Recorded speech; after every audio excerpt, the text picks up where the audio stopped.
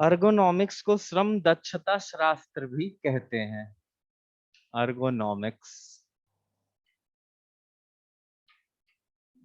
इसको श्रम दक्षता शास्त्र भी कहते हैं।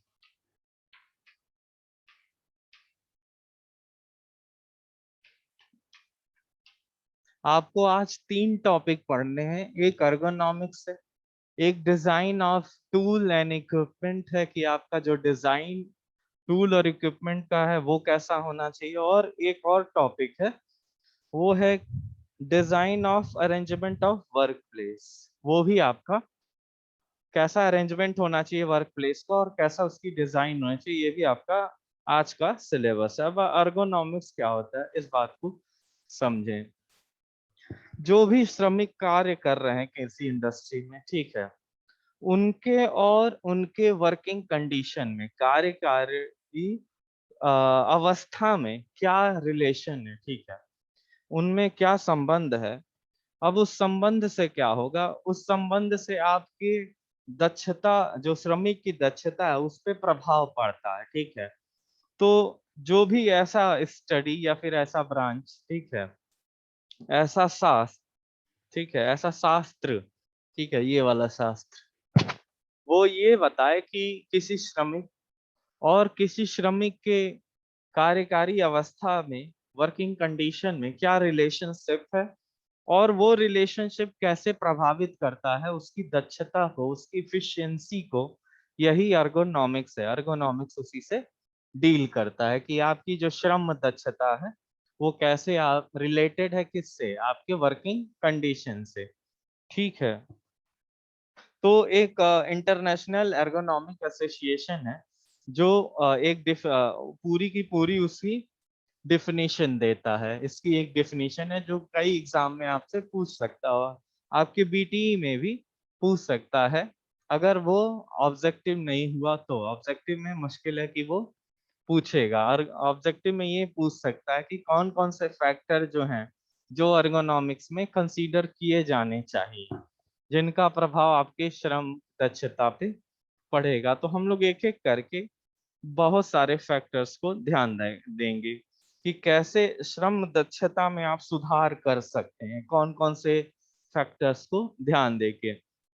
पहला जो फैक्टर है वो है इम्प्रूवमेंट इन वर्किंग कंडीशन, ठीक है। अब जो वर्किंग कंडीशन है वो आपकी दक्षता को बहुत हद तक प्रभावित करता है। उदाहरणार्थ, अगर आप किसी ऐसे गर्म और ह्यूमिड जगह पर काम कर रहे हैं, ठीक है, तो वहां पे आपको काम करने में खासा तकलीफ हो सकती है। उदाहरण के लिए, बहुत गर्मी है और आप स्मिथी शॉप में काम कर रहे हैं, तो उसमें क्या होगा, आपको उसको चलाने में, स्मिथी शॉप में काम करने में बहुत दिक्कत आएगी। तो कहीं ना कहीं जो आपका वर्किंग कंडीशन है उसको इम्प्रूव करके आप क्या कर सकते हैं, आपकी दक्षता बढ़ा सकते हैं। अगला जो टॉपिक है वो है सेफ्टी एंड हेल्थ।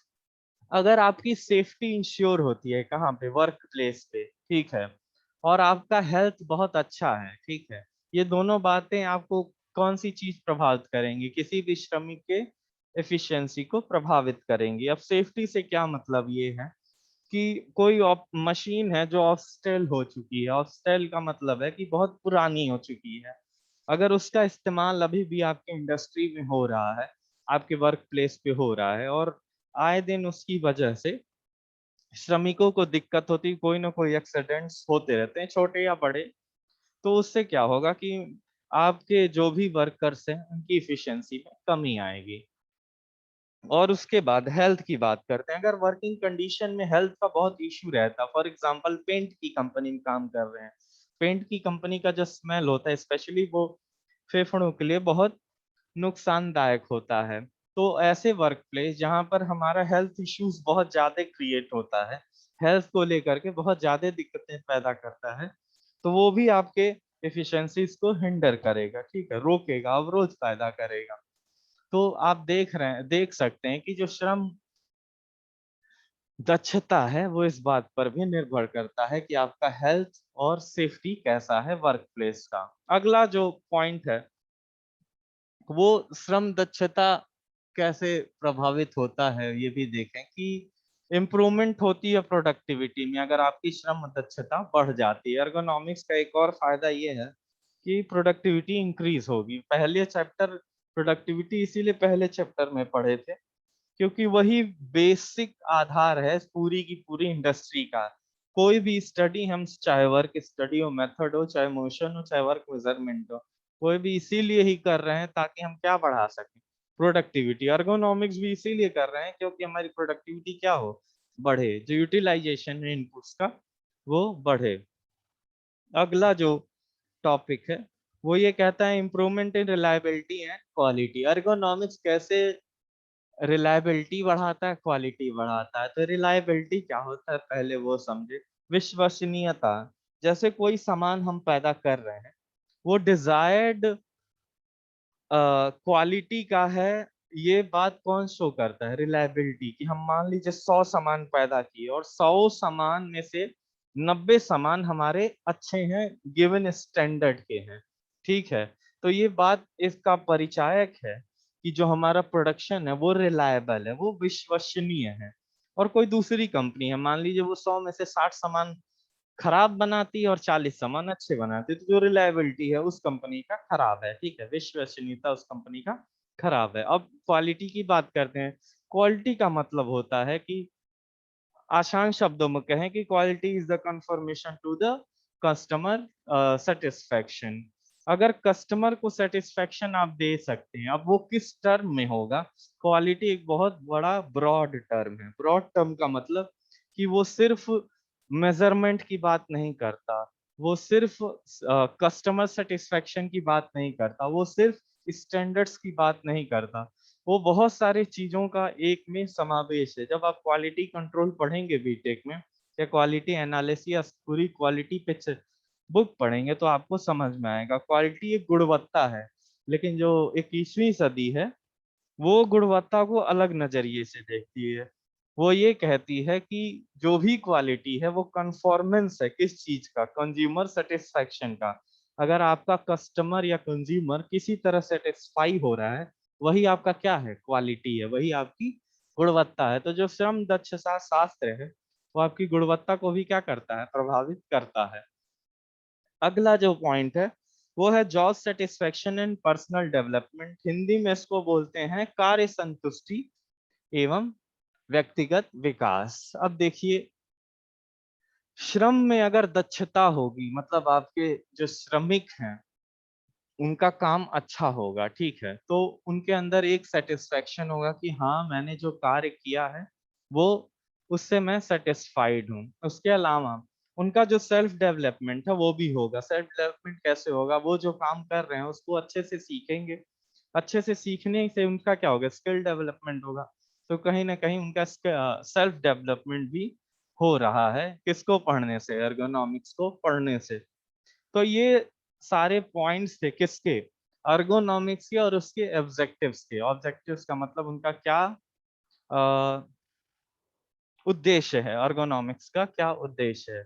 अब देखिए, यही अर्गोनॉमिक्स के बारे में ज्यादा नहीं है आपके सिलेबस में। मुश्किल से एक अगर थियरी पेपर हुआ तो 5 नंबर का एक सवाल आ सकता है ज्यादा से ज्यादा, इससे बड़ा नहीं पूछेगा। ये पूछ सकता है ऑब्जेक्टिव क्या है और अर्गोनॉमिक्स क्या है, या फिर अगर ऐसे पूछें तो ऑब्जेक्टिव में देखें, अगर ऑब्जेक्टिव क्वेश्चन बनेगा तो पूछेगा ergonomics deals with efficiency of workers, job satisfaction of workers, quality of product और प्रोडक्टिविटी ऑफ इंडस्ट्री। तो आप क्या लगाएंगे, एफिशिएंसी ऑफ वर्कर। ये किससे डील करता है, श्रम दक्षता का शास्त्र है, तो एफिशिएंसी से डील करता है। तो अगला जो टॉपिक है आपका वो है कार्य स्थल का अभिकल्पन एवं व्यवस्था। मतलब जो डिजाइन है किसका, वर्क प्लेस का, वो कैसा होना चाहिए और वर्क प्लेस का अरेंजमेंट कैसा होना चाहिए। अब एक बात जान लीजिए, वर्क प्लेस का अरेंजमेंट और वर्क प्लेस का जो डिजाइन है वो बहुत हद तक आपकी प्रोडक्टिविटी को क्या करता है, प्रभावित करता है। इसीलिए अगर डिजाइन बेहतर नहीं है किसका, आपके वर्क प्लेस का, और उसका अरेंजमेंट ठीक नहीं है, चीजें इधर उधर हैं, चीजें अपनी लाइन में नहीं है, वर्क प्लेस की, तो आपकी प्रोडक्टिविटी कम हो जाएगी, आपका कॉस्ट भी बढ़ेगा, ट्रेवलिंग कॉस्ट बढ़ेगा, इनफेक्टिव टाइम भी बढ़ेगा। तो बहुत सारे प्रभाव हैं किसके का, वर्क अरेंजमेंट के, वर्क प्लेस के अरेंजमेंट को लेकर, वर्क प्लेस के डिजाइन को लेकर। तो अभी हम जो है इस बात पर ध्यान देंगे कि कैसे वर्क प्लेस जो है वो प्रभावित करता है किसको, हमारे मनोवैज्ञानिक प्रभाव को। मनोवैज्ञानिक प्रभाव का मतलब है कि इंसान को कैसे प्रभावित करता है डिजाइन हमारे वर्क प्लेस का। जो पहला पॉइंट है, टर्म ऑफ टेन्योर है। अब लिख देता हूं मैं हिंदी में, design and arrangement of work place.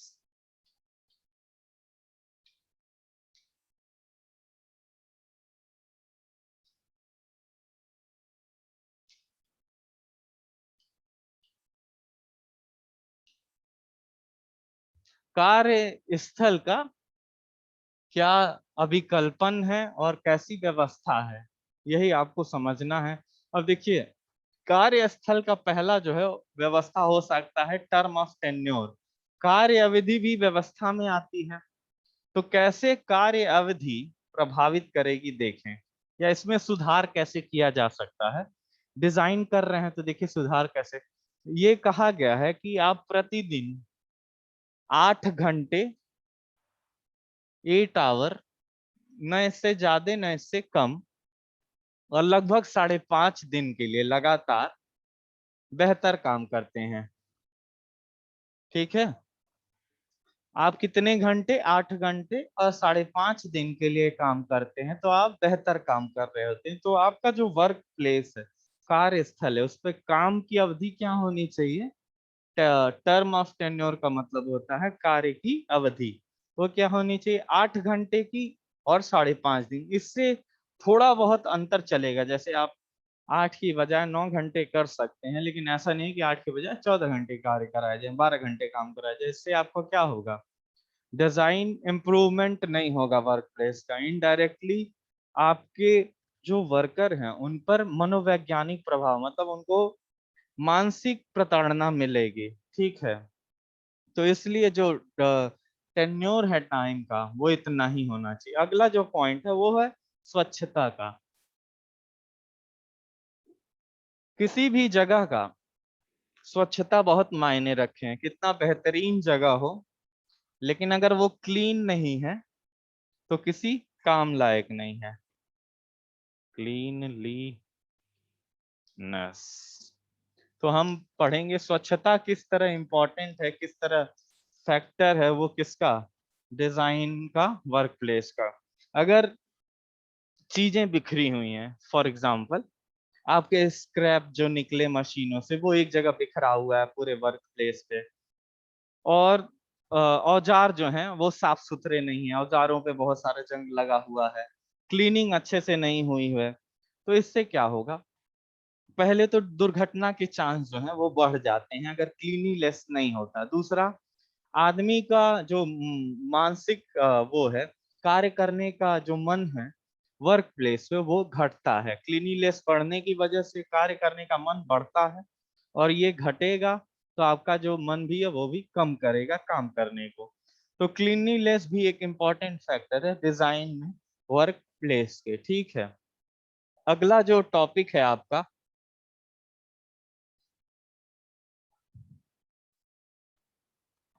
कार्यस्थल पे उचित प्रकाश की व्यवस्था, इसको इंग्लिश में बोलते हैं proper illumination at work place. एक और बात बता देता हूं मैं आपको, एक मैनेजमेंट की थियरी है, ठीक है, वो ये बात कहती है, सन 1918 की बात होगी, जनरल इलेक्ट्रिक कंपनी ने करवाया था वो ये कहता है कि अगर वर्क प्लेस जो है वहां पे कम रोशनी रही हो तो वहां पे जो काम करने वाले वर्कर हैं वो अपना काम उतनी मन से नहीं करते हैं। उस कंपनी ने क्या किया था कि एक टेस्ट करवाया था, कुछ लोगों का ग्रुप बनाया। ग्रुप बनाने के बाद उसने क्या किया, एक जगह लाइट की उचित व्यवस्था की और एक जगह लाइट की कम, मतलब कम रोशनी में काम करने को सलाह दिया। तो उन्होंने पाया कि जो प्रोडक्टिविटी है, जो आउटपुट है, ठीक है, वो उस ग्रुप का बहुत बेहतरीन रहा, जिसकी वर्क प्लेस पे जो इल्यूमिनेशन लेवल है या फिर प्रकाश की उचित व्यवस्था है, ना बहुत ज्यादा प्रकाश रहा ना बहुत कम। इल्यूमिनेशन का मतलब होता है आई कंपेटिबल लाइट, मतलब जितना आंखों को चाहिए, ना उससे अधिक ना उससे कम। तो जिनके वर्क प्लेस पे कंपेटिबिलिटी इल्यूमिनेशन की अच्छी थी, उन्होंने अच्छा काम किया। उस रिजल्ट से ये पता चला उनको कि अगर आप प्रॉपर इल्यूमिनेशन नहीं करते हैं किसी वर्क प्लेस का, ठीक है, या तो कम कर दिए तो भी आपके आउटपुट पर प्रभाव पड़ेगा, और अधिक कर दिए तो भी आपके आउटपुट पर प्रभाव पड़ेगा। आउटपुट पे प्रभाव पड़ा कैसे? क्योंकि जो प्रभाव है वो डायरेक्टली श्रमिकों पे पड़ता है, उनके काम पे पड़ता है, उनकी इफिशियंसीज पे पड़ता है। तो कार्यस्थल पे उचित प्रकाश की व्यवस्था होनी बहुत जरूरी है। तो ये भी एक बहुत इंपॉर्टेंट क्या है, पार्ट है design and arrangement of work place का। अगला जो है वो है इफेक्ट ऑफ वेंटिलेशन, वातायन का प्रभाव।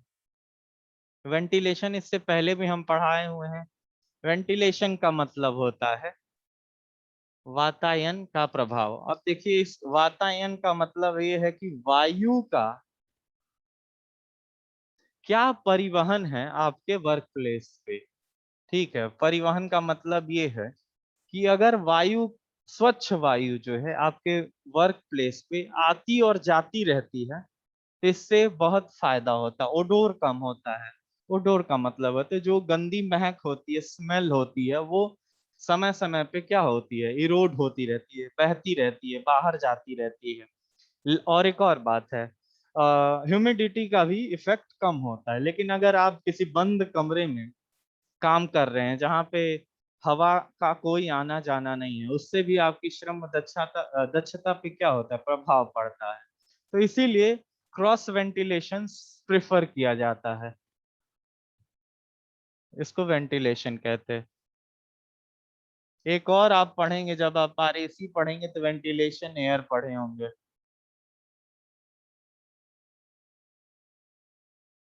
Effect of ventilation, okay. तो क्रॉस वेंटिलेशन का उपयोग किया जाता है जनरली वर्क प्लेस पे। क्रॉस वेंटिलेशन का मतलब ये है कि अगर मान लीजिए कमरा एक साइड है, ठीक है, कमरे से हवा एक तरफ से आ रही है, तो उसके जस्ट अपोजिट साइड में आपको खिड़की रखनी होगी, जिससे क्या हो, उधर से आने वाली हवा दूसरी ओर से निकल जाए। ये क्रॉस वेंटिलेशन कहलाता है। ये बहुत जरूरी है किसी भी वर्क प्लेस पे, ताकि आपकी जो महक है, आपकी जो ह्यूमिडिटी है, वो कंट्रोल रहे। इसका सीधा प्रभाव किस पे पड़ेगा, श्रमिकों के मनोवैज्ञानिक उस मस्तिष्क पे पड़ेगा। अब इफेक्ट ऑफ नॉइज है, ध्वनि का प्रभाव पड़ते हैं। अगला जो पॉइंट है वो ध्वनि का प्रभाव है।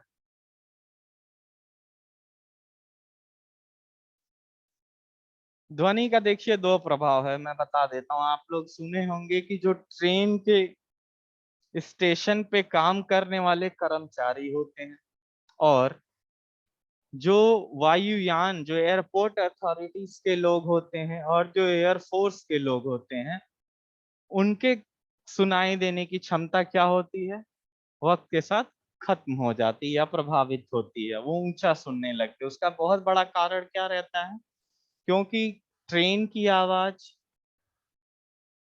और वायुयान की आवाज, स्पेशली जो जेट विमान होते हैं, उनकी आवाज बहुत अधिक होती है। वो 100 डेसिबल से भी अधिक का ध्वनि प्रोड्यूस करते हैं, जो कि कान के लिए क्या है, अगर मतलब लॉन्ग डेज के लिए, अधिक समय के लिए वो आपके कानों पे पड़ेगा, तो उससे आपको हियरिंग की प्रॉब्लम हो सकती है। दूसरा प्रभाव देखिए क्या होगा, आपको कोई बात अपने श्रमिक से कहनी होगी, बगल वाले कलीग से कहनी होगी, बगल में जो काम कर रहे हैं, तो उसके लिए आपको अधिक एनर्जी खर्च करना पड़ेगा बोलने के लिए।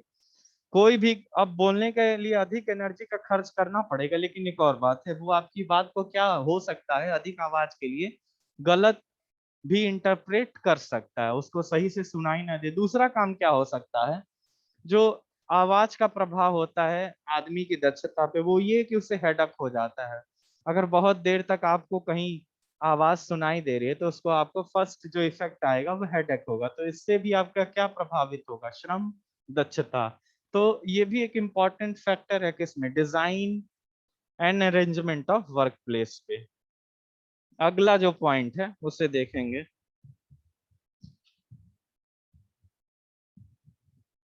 Proper location for tools and equipment. जो आपके औजार हैं और जो भी उपकरण हैं, उनके उचित स्थान अगर नहीं बने हैं, प्रॉपर लोकेशन फॉर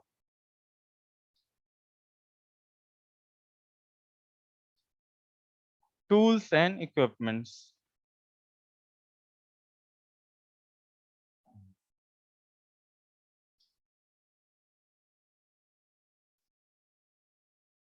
जो आपके टूल्स हैं, इक्विपमेंट्स हैं, उनका अगर प्रॉपर लोकेशन नहीं सेट है, ठीक है, तो वो कहीं ना कहीं आपके दक्षता को प्रभावित करेंगे। और ये भी एक खराब डिजाइन है किसका? वर्क प्लेस का। अब इसे समझेंगे कैसे? उदाहरणार्थ आपको चाहिए हैमर चाहिए आपको, मान लीजिए आपको हैमरिंग करना है, ठीक है। हैमरिंग करने के लिए आपको हैमर चाहिए, लेकिन वो अपने उचित स्थान पे नहीं है। वो पूरा का पूरा एक जगह बना हुआ है जहाँ पे आपको बहुत सारे टूल रखे हुए हैं। वहां पे रिंच भी रखा हुआ है, पिलास भी रखा हुआ है, पेचकस भी होता है वो भी रखा हुआ है, फाइल करने वाला फाइलिंग वो भी रखा हुआ है। सब कुछ एक ही जगह है, मेरी पेपर भी रखा हुआ है, ये सारी जगह एक ही जगह रखे हुए हैं। अब आपको होगा क्या? आपको चाहिए क्या नाम है, हैमर। अब आप उसी में खोज रहे होंगे इतने सारी जगह पे। अगर सपोज कीजिए वो उसका एक प्लेस डिसाइड होता, हैमर रखने का अलग, एमरी पेपर रखने का अलग, और हर जगह चिपका होता कि यहाँ पे हैमर है, यहाँ पे एमरी पेपर मिलेगा आपको, हर चीज का एक एग्जैक्ट लोकेशन होता, तो उससे क्या होता? आपको बहुत आसानी होती काम करने में भी, आपका भी स्ट्रेस नहीं बढ़ता। होता क्या है, जब आपको कोई चीजें आसानी से नहीं प्राप्त होती हैं कार्यस्थल पे, तो आपको क्या होता है? अफनाहट होता है। तो ये भी कहीं ना कहीं आपकी दक्षता को क्या करता है? प्रभावित करता है। तो जो प्रॉपर लोकेशन है टूल और इक्विपमेंट्स का, वो भी कहीं ना कहीं एक इम्पोर्टेंट फैक्टर है डिजाइन में, किसके? वर्क प्लेस का। अगला जो फैक्टर है वो देखेंगे, उचित कुर्सी एवं कार्यकारी मेज। ये बहुत इंपॉर्टेंट टॉपिक है आजकल आईटी कंपनियों का। आप देखे होंगे आईटी कंपनियों में जितने भी लोग काम करते हैं, अधिकतर 8 घंटे वो कुर्सी और मेज पे बैठे रहते हैं। लेकिन आजकल शिकायत आ रही है कि उनके पीठों में दर्द है, उनके यहाँ पे दर्द है, उनको बहुत ज्यादा स्ट्रेस हो रहा है, बैक पेन हो रहा है। उसका क्या कारण हो सकता है मैं बताता हूँ। कि होता क्या है कि एक उचित डिजाइन होती है मेज और कुर्सी की। मेज और हाइट का कंपेटिबिलिटी ना होना, उनके बैक में पेन होगा, स्ट्रेस होगा, ये इवन हेडेक भी हो सकता है। आप कहेंगे सर कैसे हेडेक हो जाएगा? लेकिन वो भी एक कारण है, वो भी स्टडीज में पाया गया है कि अगर उचित ऊंचाई नहीं है कुर्सी की, उचित ऊंचाई नहीं है मेज की, तो आपको काम करने में दिक्कत आता है। तो ये जो पॉइंट है वो ये कहता है प्रॉपर चेयर एंड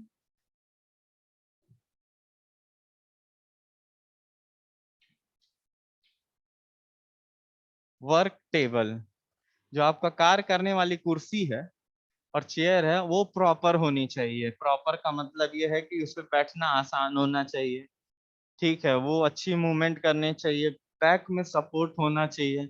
उसका जो वर्किंग टेबल है और जो चेयर है उसके बीच की जो लेंथ है वो कंपेटिबल होनी चाहिए। कंपेटिबल का मतलब ये है कि बहुत अधिक ऊंची नहीं, बहुत अधिक नीची नहीं होनी चाहिए। इससे भी आपके कार्य करने की क्षमता पे क्या होता है? प्रभाव होता है। तो चेयर और वर्किंग टेबल का जो अरेंजमेंट है, ठीक है, प्रॉपर अरेंजमेंट है, वो भी एक इम्पॉर्टेंट फैक्टर है किसमें? डिजाइन या अरेंजमेंट के, वर्क प्लेस के अरेंजमेंट में। अगला जो है वो डिजाइन ऑफ मशीन्स है। देखिए डिजाइन ऑफ मशीन में क्या है, क्या आता है। देखिए आपके प्रोडक्शन, मान लीजिए आपकी प्रोडक्शन कंपनी है, ठीक है, और आपको किसी एक प्रोडक्शन लाइन पे काम करना है। फॉर एग्जांपल आपको सबसे पहले कटिंग करनी है, कटिंग ऑपरेशन करना है। कटिंग ऑपरेशन के बाद आपको वेल्डिंग करना है, वेल्डिंग के बाद आपको फिनिशिंग करना। फॉर एग्जांपल ले लीजिए, आपको ये 3 ऑपरेशन करने हैं। लेकिन आपका जो प्रोटेक्शन लाइन है, उससे पहले हमने वेल्डिंग मशीन लगा दिया, फिर कटिंग मशीन लगा दिया, फिर फिनिशिंग ऑपरेशंस के मशीन, फॉर एग्जांपल हमने यहाँ पे ग्राइंडिंग मशीन लगा दिया, ये सब फिनिशिंग ऑपरेशन करते हैं, तो हम इसको बाद में लगा दिए। तो ये एक फ्लो बिगड़ गया। तो जो डिजाइन है मशीन्स का, मशीन के प्लेस का, वो भी इम्पोर्टेंट फैक्टर है किसमें, design of arrangement of work place पे। तो मशीन्स का भी एक और बातें ध्यान रखनी है। हर मशीन का एक सेटअप होता है। फॉर एग्जांपल लेथ मशीन की बेड पे बिछा होना चाहिए, ड्रिलिंग मशीन का भी ड्रिलिंग टेबल आपके हाइट के बराबर होना चाहिए। ये सभी बातें किस में आती हैं, डिजाइन ऑफ मशीन में आती हैं। उनकी डिजाइनिंग भी अच्छे से होनी चाहिए ताकि आपका जो वर्क प्लेस है वो क्या हो, अच्छा रहे, उसका डिजाइन आपके लिए बहुत अच्छा हो। अगला जो टॉपिक है वो ये कहता है protection from accident and diseases. आपका जो वर्क प्लेस है वहां पे एक्सीडेंट और स्वास्थ्य संबंधी सुरक्षाएं मुहैया होनी चाहिए। अब जितने भी सेफ्टी मेजर्स हैं आपके वर्क प्लेस पे होने चाहिए। For example first aid kit होना चाहिए। उसके अलावा जो प्रॉपर एप्रन है, कहीं एप्रन का इस्तेमाल करना है वो होना चाहिए। फेस ग्लव्स हो, फेस शील्ड हो, अगर वेल्डिंग कर रहे हैं तो वो भी, उसकी भी उचित व्यवस्था होनी चाहिए। ऐसा नहीं कि वेल्डिंग करने पहुंच गए और चश्मे से कर रहे हैं। चश्मे से काम तो चल जाता है, लेकिन आपकी एक्सीडेंट के चांस क्या रहते हैं, होते हैं बहुत ज्यादा। चश्मा गिर गया तो क्या करेंगे। उसके अलावा डिजीज कैसे हो सकता है, तो मैंने उदाहरण दिया था पेंट की कंपनी का। पेंट की कंपनी में एक महक निकलती है जो फेफड़ों को क्या करती है, बहुत नुकसानदायक होती है। तो उसके लिए भी वर्क प्लेस पे उसकी उचित व्यवस्था होनी चाहिए। अब ये कैसे कम कर सकते हैं, वेंटिलेशन करके कम कर सकते हैं हम क्या, उसको पेंट के उस महक को। और भी आप एयर कंडीशनिंग का इस्तेमाल कर सकते हैं, जिससे क्या फ्रेश एयर बार बार आती रहे और आपके फेफड़ों को नुकसान कम पहुंचता रहे। तो ये भी एक इम्पॉर्टेंट फैक्टर है कि जिस वर्क प्लेस पे एक्सीडेंट को लेकर के प्रोटेक्शन है, वहां वर्क प्लेस पे होने वाले डिजीज को लेकर के प्रोटेक्शन है, तो उस वर्क प्लेस की डिजाइन अच्छी मानी जाएगी। ये भी एक फैक्टर होगा। अगला जो है social aspect of work status. आजकल आप लोग सोशल, आजकल बहुत कम लोग सोशल होते हैं। सोशल होना बहुत जरूरी है। अब सोशल एस्पेक्ट्स के क्या मतलब है, आप मान लीजिए कि आपका एक सीनियर मैनेजर है और आप में, वो आपको रोज आके परेशान करता है, उसका जो बिहेवियर है आपके प्रति वो ठीक नहीं है। Social aspects of work. कार्यस्थल का सामाजिक पहलू बहुत मायने रखता है, आजकल इस पे बहुत ध्यान दिया जा रहा है। अगर आपके कार्यस्थल की वजह से आपको नियमित ही क्या स्ट्रेस बना हुआ है, आपके कलीग्स के साथ आपका इन्वायरमेंट, वर्किंग इन्वायरमेंट ठीक नहीं है, आपके स्पेशली मैनेजर के साथ ठीक नहीं है, सुपरवाइजर के साथ ठीक नहीं है, तो वो भी कहीं ना कहीं वो भी खराब डिजाइन में आता है। आप कहेंगे वर्क प्लेस तो एक फिजिकल थिंग है और सोशल एस्पेक्ट एक मेंटल थिंग है, लेकिन आजकल इसको भी किस में लिया जा रहा है, डिजाइन ऑफ वर्क प्लेस में लिया जा रहा है कि आपका जो सोशल एस्पेक्ट है, सोशल कंडीशन है, सोशल कल्चर है किसका, इंडस्ट्री का, वो बेहतरीन होना चाहिए। इसके लिए टाइम टाइम पे कंपनी क्या कराती है, गेट टुगेदर पार्टीज रखती है, बर्थडे पार्टीज रखती है। यही सब एक तरीके हैं जिससे सोशल एस्पेक्ट, सोशल कंडीशन जो है वो आप इंडस्ट्री के क्या कर सकते हैं, इनहेंस कर सकते हैं। वो कहीं ना कहीं आपके वर्क प्लेस के डिजाइन को ही प्रभावित करती है, भले ही ये क्या हो, फिजिकल ना हो। अब जो है लास्ट टॉपिक है इस पूरे चैप्टर का, वो हम लोग कल पढ़ेंगे। वो है design of tools and equipments. उसमें बहुत कुछ नहीं है, उसमें यही कहा गया है कि जो आपका टूल और इक्विपमेंट खरीदिएगा वो नए डिजाइन का होना चाहिए, ऐसा नहीं कि वो बहुत प्राचीन है, प्राचीनतम उनका भी इस्तेमाल आजकल इंडस्ट्री कर रही है, जिससे आपको इनडायरेक्टली इफेक्ट क्या होगा, आपके हेल्थ पे हो सकता है, प्रोडक्टिविटी पे हो सकता है, कंपनी पे और भी बहुत सारे इफेक्ट आते हैं। तो उसे हम, बहुत छोटा सा टॉपिक है, उसे हम कल पढ़ेंगे।